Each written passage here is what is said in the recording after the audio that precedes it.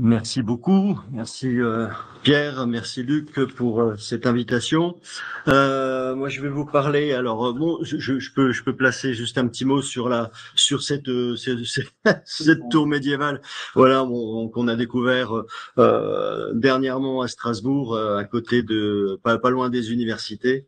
Donc voilà, qui fait demain j'ai rendez-vous avec une journaliste, etc. Donc ça va faire le scoop. Donc lisez les DNA. Voilà, c'est formidable. D'abord, m'excuser pour le comment dire, un petit changement dans le titre. Voilà, bon, j'ai juste changé un ou deux termes parce qu'initialement c'était le traitement des céréales. Vous voyez, donc présentation des techniques de traitement des céréales, et bon, c'était pas assez juste pour moi, c'était pas assez clair. Donc voilà, j'ai rectifié, j'ai mis ressources végétales. C'est un peu plus, enfin bon, en tout cas, c'est les termes sont posés. Alors, il y aura quelques chapitres abordés. Le premier chapitre, c'est l'invention de l'outil. Alors, euh, l'invention technique, en fait, est la résolution d'un problème posé. Le problème posé ici, c'est la transformation des ressources végétales en aliments propres à la préparation et à la consommation humaine en priorité. Cette invention, pour qu'elle se développe, doit avoir l'aval du tissu social. C'est donc une idée collective ou individuelle, mais assimilée par la communauté. Alors, je me suis inspiré des travaux notamment de François Sigaud et de Sophie de Beaune, et on en reparlera. Il est par conséquent indispensable d'avoir un milieu favorable, un milieu extérieur, prenant en considération, dans le cas présent, le capital environnemental qui est offert à l'homme, et un milieu intérieur, donc le capital intellectuel qui invente, met au point et améliore. Donc, s'il y a transmission et acceptation par ce tissu social, acceptation, facilité, si cela ne nécessite pas l'apprentissage de gestes nouveaux, nous dit François Sigaud, alors l'invention devient innovation. Donc, comme il le précise, toujours François Sigaud, qui est, je le présente un petit peu, agronome, ethnologue, historien des techniques agricoles. Alors, comme il le précise dans son ouvrage Comment Homo devint Faber, l'outil humain n'est pas une simple adaptation, mais bien une création originale. Ce dernier a une raison d'être, nous dit-il. Les premiers outils utilisés pour transformer les végétaux sont en pierre. Ce matériau fait donc partie du capital naturel à disposition.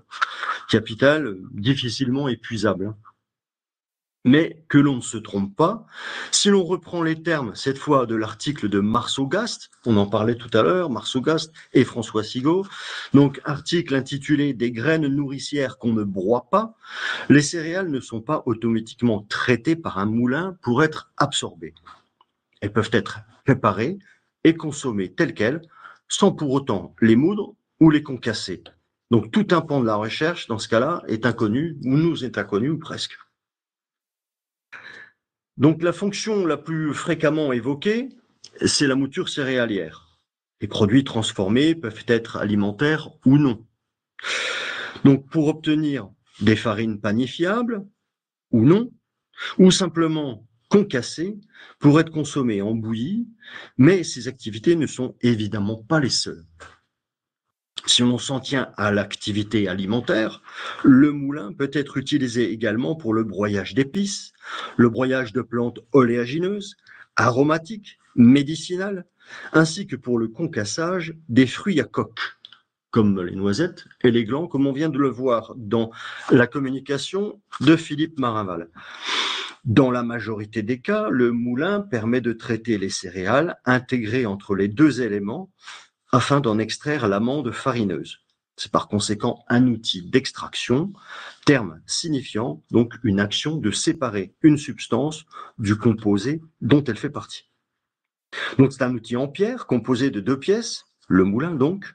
Selon les périodes et l'ère géographique, il adopte une forme particulière. En Europe occidentale, du néolithique, voire même au paléolithique, jusqu'à la fin du premier âge du fer, il est constitué d'un élément fixe, la meule, sur laquelle est actionnée une molette dans un sens longitudinal. Donc c'est le moulin va-et-vient. À partir du 5e siècle avant Jésus-Christ, 5e siècle dont on a parlé tout à l'heure, souvenez-vous, donc c'est le fameux virage, qu'on a déjà évoqué. À partir du 5e siècle avant Jésus-Christ, le moulin devient rotatif et il est désormais constitué de 2 disques épais, la meule dormante et la meule tournante. La dormante se présente sous la forme d'un disque de pierre dont la surface est pentue, surface inférieure grossièrement travaillée, qui n'est pas utile. Quant à la partie tournante, c'est un disque de pierre dont les 2 surfaces sont finement travaillées et qui tourne autour d'un axe central planté dans l'épaisseur de la meule inférieure.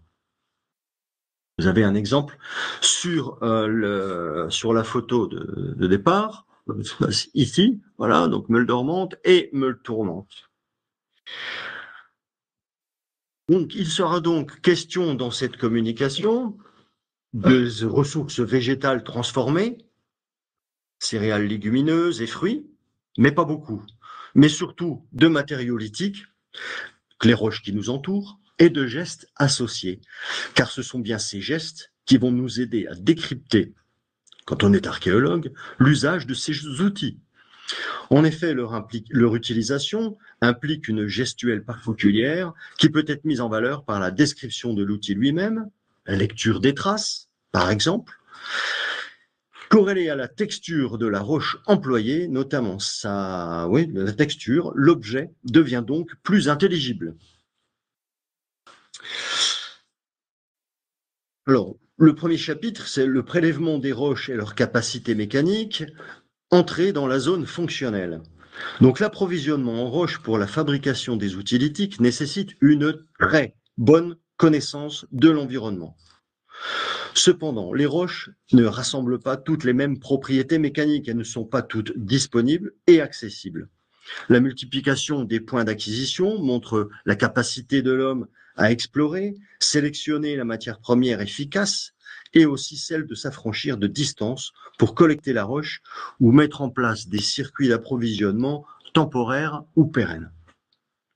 L'homme est donc prêt à parcourir de longues distances ou, plus pragmatiquement, à utiliser un réseau commercial afin de se procurer le matériau. L'acquisition locale, bien que relevant d'un réflexe humain compréhensible, n'est donc pas forcément le seul mode opératoire, voire même ne l'est pas du tout. Cette gestion de ressources lithiques induit des conditions optimales de ramassage, de transport, ce qui conditionne évidemment l'aspect des outils transportés sous leur forme brute, sur leur forme semi-finie ou achevée, afin de limiter la fracture possible d'outils complexes à réaliser, complexes ou très chers. Alors, on va faire un petit tour dans les Vosges. Le massif vosgien, alors, excusez, je vais un petit peu parler de cailloux. Le massif vosgien se développe sur près de 300 km de long. Ici, le massif vosgien, voilà, 300 km de long, 35 km de large dans sa plus petite largeur. Dans sa partie méridionale, il entre en contact avec l'arc jurassien, à la hauteur de Bâle, et s'étend jusqu'au massif de l'Eifel, qui ne figure pas sur la diapositive, massif de l'Eifel en Allemagne. À son extrémité septentrionale, cette chaîne montagneuse se divise globalement dans sa partie alsacienne en 2 ensembles. Un premier ensemble, ici, les Vosges cristallines, donc tout ce qui est à peu près rouge-orange, voilà, qui constitue le vieux socle vosgien, et les Vosges gréseuses au nord, ce qui est en violet. La masse que constitue le socle ancien cristallin, d'âge primaire, se compose de roches magmatiques, granit, et métamorphiques, le gneiss, recouverte par une épaisse couche de grès de différentes textures. La stratigraphie gréseuse qui nous intéresse se compose de 2 dépôts principaux, le grès vosgien et le grès dit à Voltsia. Le grès vosgien forme l'essentiel des dépôts, voilà, jusqu'à 400 mètres d'épaisseur, constitué de grains moyens, de grains de quartz, très utiles pour la mouture des céréales, un peu à l'image d'un rabot. Le grès à Voltsia est un grès fin, alternant grès massif, dit qu'on appelle aussi grès à meule, qu'on a utilisé notamment pour la construction de la cathédrale de Strasbourg, et le grès argileux. Alors le grès argileux, on l'évacue tout de suite, et le grès à meule doit son nom à l'utilisation de cette roche particulière pour la fabrication des meules à aiguiser, que l'on trouve actuellement, enfin encore dans les cours de ferme actuellement, ou alors il y a quelques années. Ce grès donc est notamment extrait pour sa texture fine, impropre cette fois à la mouture, mais très utile au polissage ou au broyage. Entre les deux se trouve le conglomérat principal ou poudingue de Saint-Odile, extrêmement résistant à l'érosion et comportant de nombreux galets de quartz arrondis. Voilà. Alors ça c'est bon, je passe dessus, on l'utilise très très peu. Globalement, tous les châteaux féodaux alsaciens sont installés sur ce plateau conglomératique. Voilà, toutes ces roches peuvent être cimentées par des éléments silicifiés, notamment le long de la faille vosgienne. Donc c'est à la transition bronze finale Hallstatt, à peu près vers le 9e siècle avant Jésus-Christ, que les nouveaux circuits d'approvisionnement se dessinent. Cette période charnière annonce les grandes options à venir dans le choix des roches exploitées. Dès cette phase, la représentation des matières premières locales, principalement sédimentaires, se stabilise, voire diminue, et les nouveaux matériaux s'affirment. Les premières roches magmatiques qui viennent de l'Eifel, donc le basalte, le granit, la rhyolite, qui viennent des Vosges. Donc ces deux roches granuleuses extraites aux environs de Saint-Dié dans les Vosges, si vous connaissez un petit peu le massif, font leur apparition, ainsi que les premières carrières pérennes associées. Alors, quittons maintenant les Vosges pour l'Eifel. Donc, le basalte, lui, est fréquemment utilisé pour la fabrication de moulins va-et-vient ou rotatifs. Ce matériau est généralement exploité en Europe occidentale dans les carrières d'Orvieto en Italie, d'Agde dans l'Hérault, de Volvic dans le Puy-de-Dôme ou des environs de Mayenne dans le massif volcanique, donc de l'Eifel. C'est cette dernière chaîne qui nous intéresse ici, le basalte étant absent du substrat géologique alsacien. Cette roche a été importée sous forme de produit fini depuis la Rhénanie-Palatinat. Dans cette région, le basalte est exploité, je disais, depuis le néolithique et fournit la matière première nécessaire à la fabrication de meules. En effet, des coulées de lave du groupe de cratères volcaniques du Bellenberg offrent la possibilité d'extraire une roche compacte, de très bonne qualité et aux compétences mécaniques indéniables grâce aux petites vacuoles présentes à la surface. C'est ce que vous avez sur la diapositive. Toutes ces roches possèdent, vous l'avez compris, des capacités mécaniques liées à leurs composants et leur texture fine, granulaire ou vacuolaire. Ce sont ces propriétés qui sont recherchées. Gilles Fronteau, qui est professeur de géologie à Reims, et François Boyer, également professeur de géologie à Paris, ont montré en 2011, dans leur article intitulé roches meulières de la classification pétrographique à la classification texturale d'un potentiel mécanique, qu'il existe différents potentiels mécaniques, donc, en fonction de la texture. Ils ont étudié les roches meulières, donc les roches faites pour les meules, et concluent qu'il existe des matériaux granulaires, comme les grès vosgiens, des matériaux à grains abrasifs, isolés, comme la rhyolite, que l'on voit pas du tout ici, mais c'est pas grave. La rhyolite, c'est dans les Vosges, voilà. Bon, bref, c'est très intime. Et des matériaux grenus, comme le granit. Alors bon, j'ai trouvé le phare de Ploumanac vers Perros-Guirec. C'est pas très alsacien, mais voilà. En tout cas, c'est une des utilisations du granit et du gneiss. Vous reconnaissez pour les étudiants en Alsace, donc la place du château à Strasbourg, qui est faite en gneiss. Des matériaux vacuolaires comme le basalte de l'Eifel, des matériaux massifs comme le grès involsien. Donc ce grès fin. Je vais passer à un deuxième chapitre intitulé Technologie des outils lithiques et enquête ethnographique, entrée dans la zone d'utilité. On est passé de la zone fonctionnelle, donc à la zone d'utilité. Dans le cas présent de notre intervention, il s'agit d'extraire du bloc rocheux l'information technologique qui est contenue, afin de montrer que le geste technique qui va le transformer en outil répond à un besoin opérationnel. En gros, on ne fait pas l'outil avec n'importe quoi. Ce choix est donc un choix pétrographique. Grain cohésion, dureté. Il est à l'origine de la sélection des matériaux.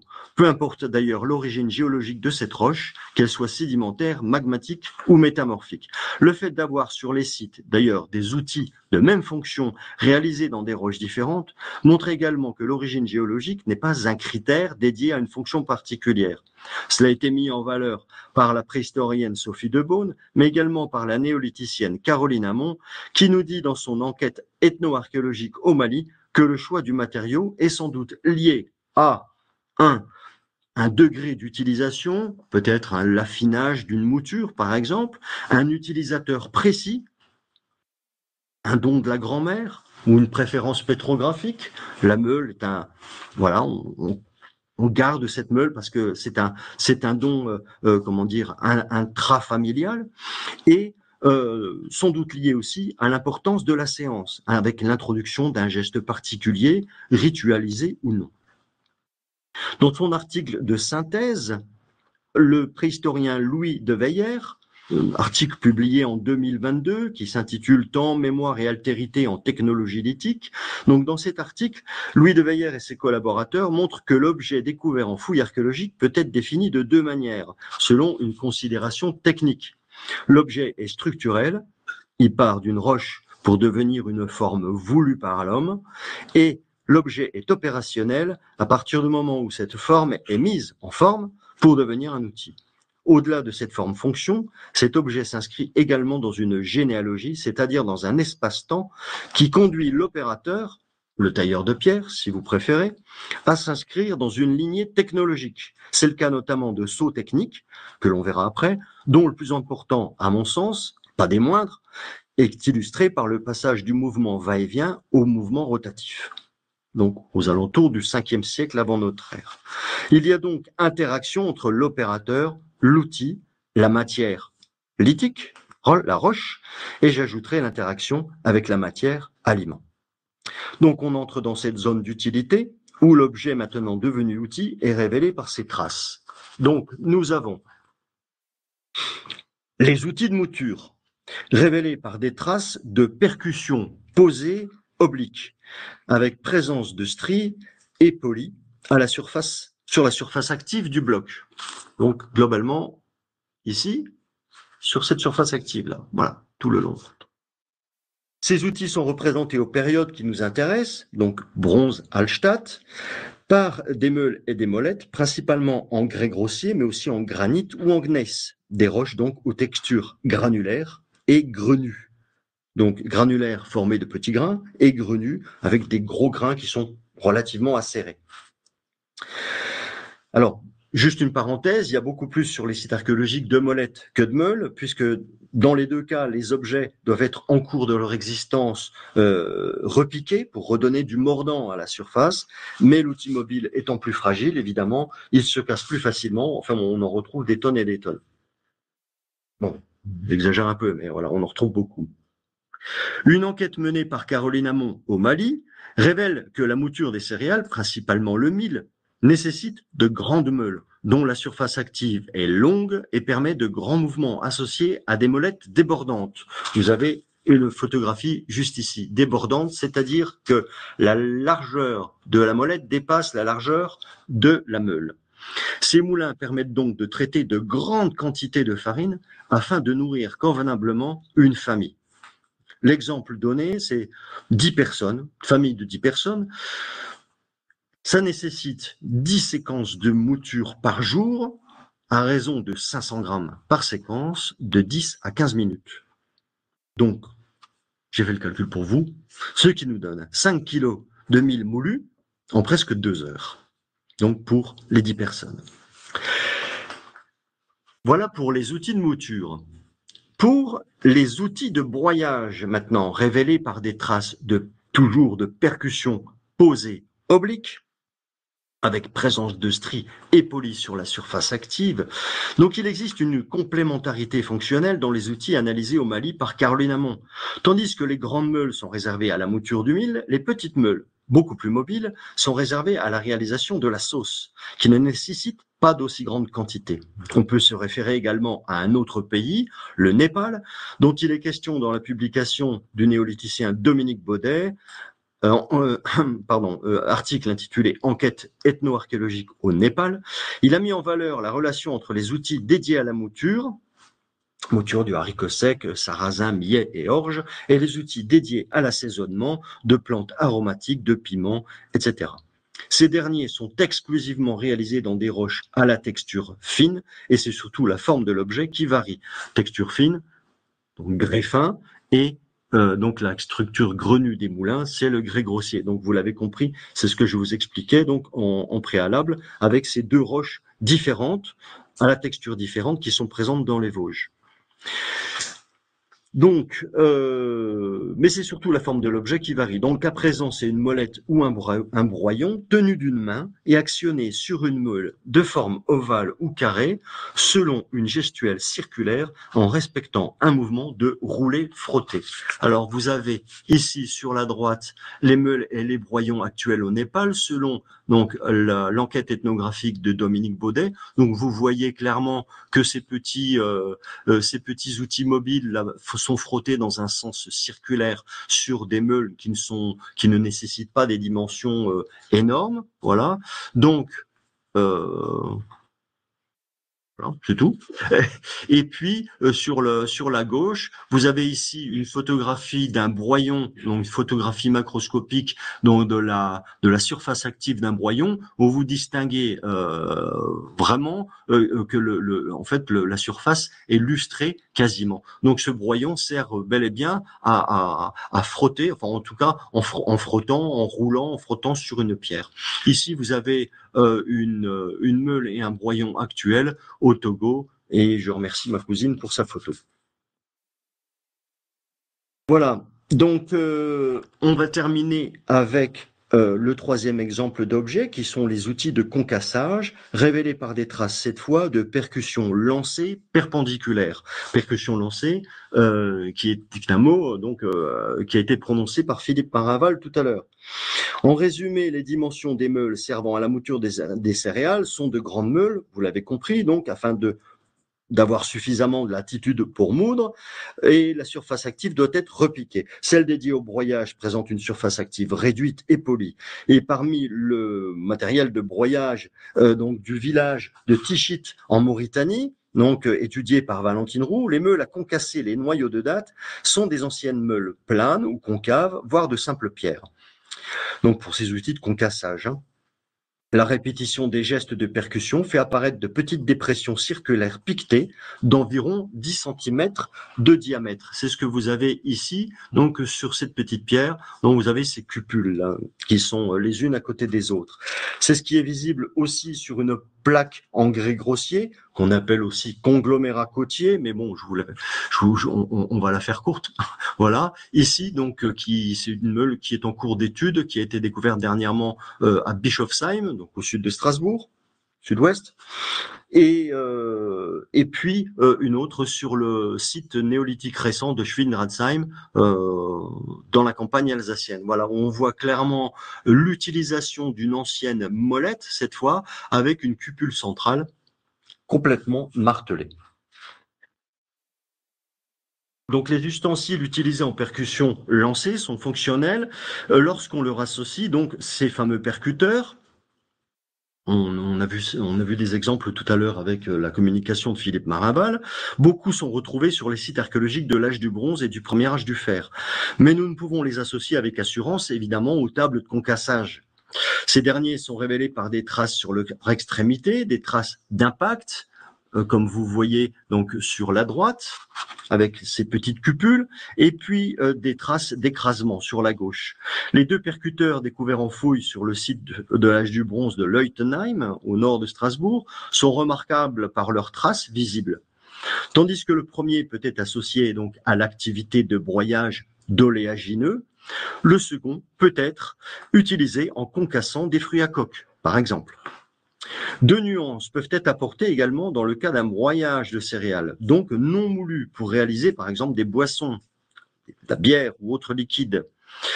Il convient également d'être prudent quant à l'interprétation de certains percuteurs et outils de broyage, car certains objets sont utilisés pour traiter des pigments, notamment durant le Hallstatt, où on trouve énormément de pigments d'oxyde. On en parlait tout à l'heure et ça a fait un petit peu écho dans ma tête, parce que justement sur les sites à Hallstatt, on trouve pas mal de ces pigments qui sont transformés. Le problème, c'est que les céramiques peintes à cette époque ne proviennent pas, ne sont pas locales. Donc elles sont importées. Donc évidemment, ce pigment, eh bien, a dû servir pour autre chose.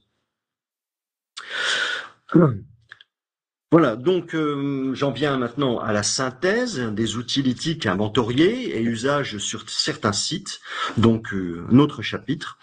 Voilà en résumé la variété des roches utilisées et les gestes techniques pour en extraire des outils pour la transformation alimentaire et les gestes associés aux activités de transformation.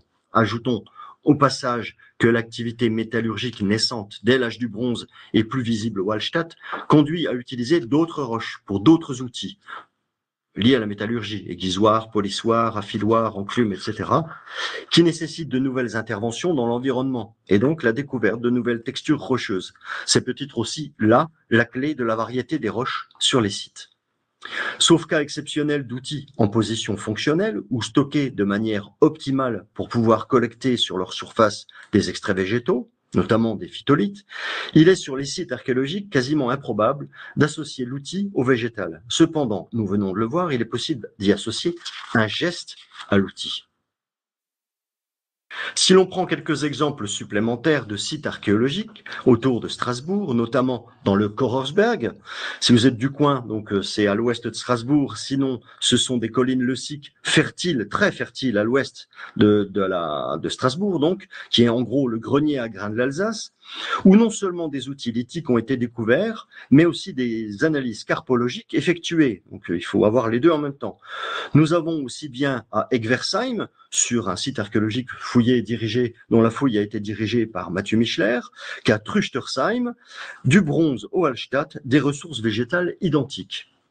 Des céréales, en grains, épeautres, orge, millet commun, des légumineuses, vesses, pois et lentilles, et des fruits comme la noisette et les glands. Tiens, le terme revient. Ces ressources végétales quasiment identiques aux deux périodes répondent à une diversité d'outils. Meules, molettes, percuteurs, broyeurs, plaques de concassage. Donc, vous avez fait l'association. Cependant, nous pouvons faire deux constatations importantes, dont la première est d'ordre morphologique.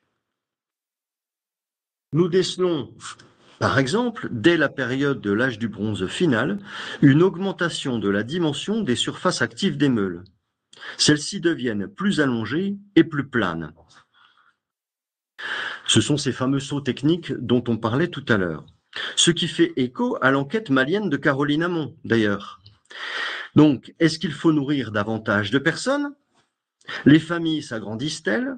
Se concentrent-elles?